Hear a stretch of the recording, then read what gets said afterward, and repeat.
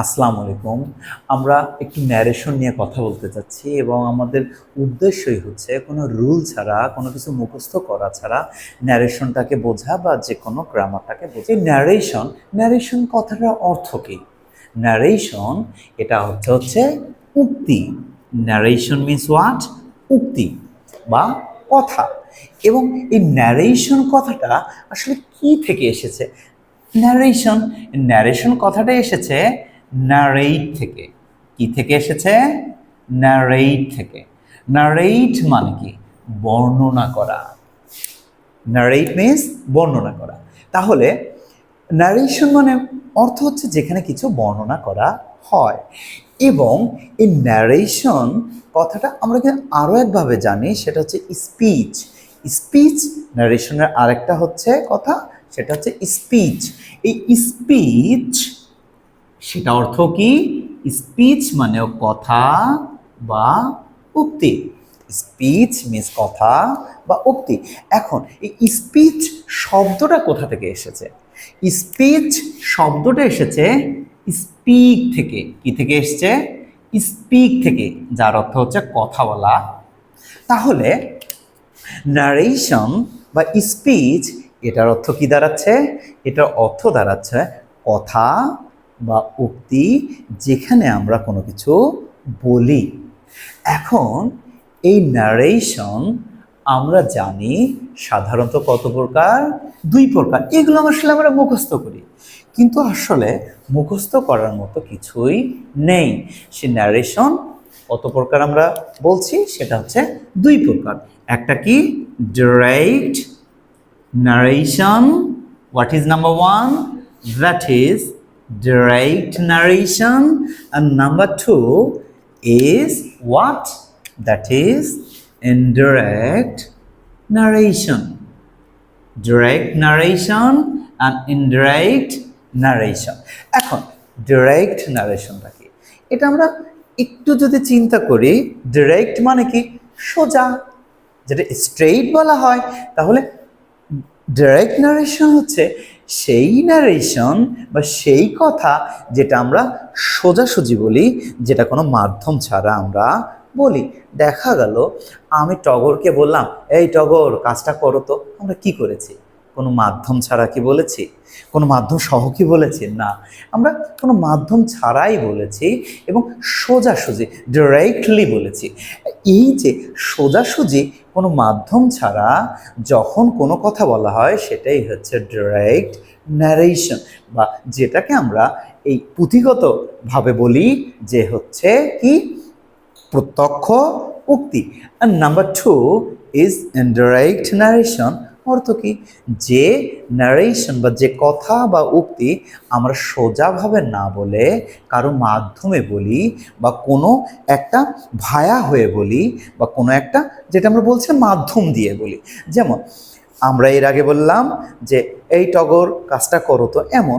কিন্তু যদি এখন বলা হয় আমি টগরকে বলেছিলাম কাজটা করতে, এখানে কিন্তু সোজাসুজি ডিরেক্টলি না বলে সেখানে পরোক্ষভাবে বা কোনো মাধ্যম দিয়ে আমরা বলছি। তা এই যে পরোক্ষভাবে বলছি বা কোনো মাধ্যম দিয়ে আমরা বলছি, সেটাকেই বলা হচ্ছে ইনডাইরেক্ট ন্যারেশন। তাহলে direct narration a speech that we say directly, and indirect speech that we say indirectly, বা কোনো মাধ্যম দিয়ে বলছি, সেটাই ইনডাইরেক্ট ন্যারেশন। এখন আমরা এই ডাইরেক্ট ন্যারেশন বা ইনডাইরেক্ট ন্যারেশন, এই দুটো ন্যারেশনের মধ্যেই আমরা কি পাই? আমরা এই দুটো ন্যারেশনের মধ্যেই কয়টা অংশ? আমরা দুটো অংশ পাই। কি পাচ্ছি? দুটো অংশ পাচ্ছি। একটা হচ্ছে ডিরেক্টের ক্ষেত্রে ইনভার্টেড কমা দিয়ে একটা পাচ্ছি, যেটা একটা কমার পরে আছে। আর একটা কোথায় পাচ্ছি?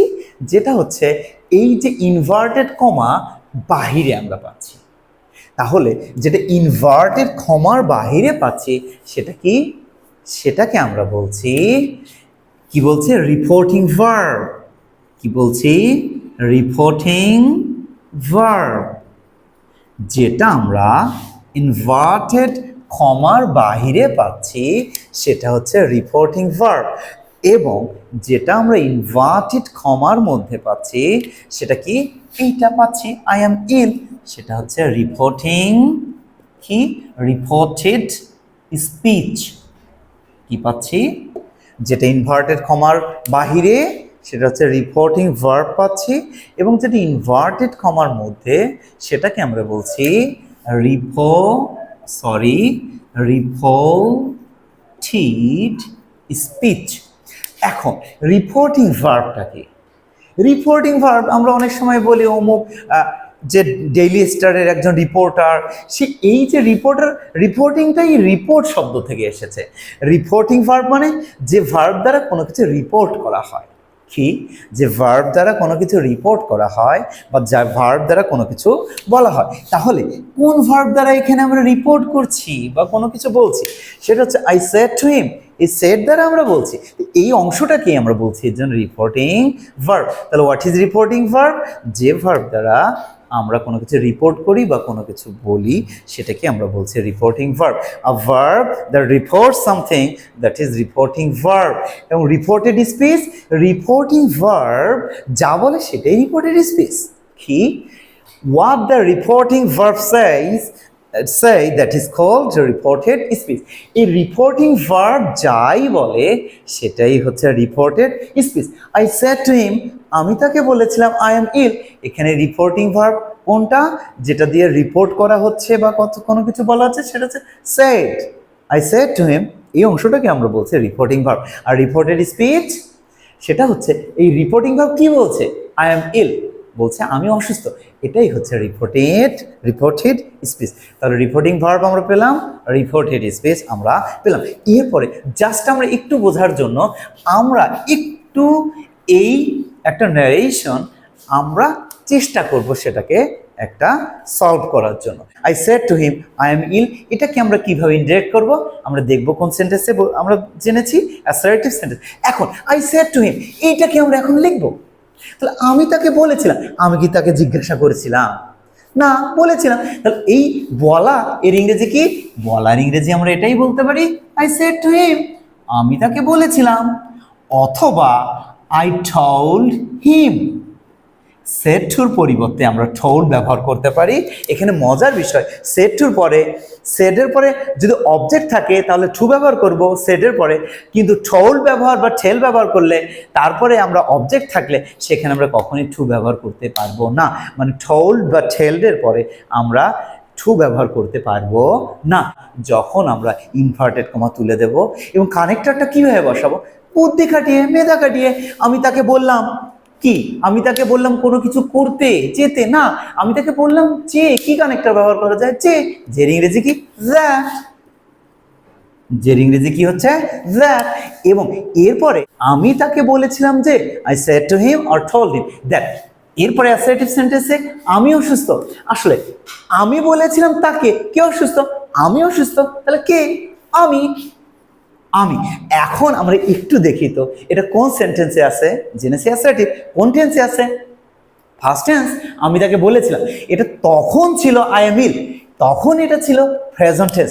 এখন এটা আমরা বলছি, তাহলে এখন কি প্রেজেন্টে থাকবে? এখন হয়ে যাবে ফার্স্ট। তাহলে ফার্স্ট হলে সেটা ইংলিশ কি? Simple present. সেটা হয় কি হয়ে যায়? আমি অসুস্থ আছি, আমি অসুস্থ ছিলাম। সিম্পল প্রেজেন্টটা আমাদের অর্থকে ঠিক রাখতে সেটা আমাদের হয়ে যাচ্ছে first, simple first. Subject I এখানে, তারপরে কি? Simple first form of verb I was. এরপরে আমরা কি বসাচ্ছি? যা আছে তাই, আই ওয়াজ ইল। এগুলো অর্থ ঠিক রেখে যদি আমরা করতে পারি, খুব সহজেই কোনো রুল ছাড়াই আমরা ন্যারেশন করতে পারবো। এরপরে আমরা পার্ট বাই পার্ট আমরা এটা করার চেষ্টা করব। তো সবাই ভালো থাকবেন।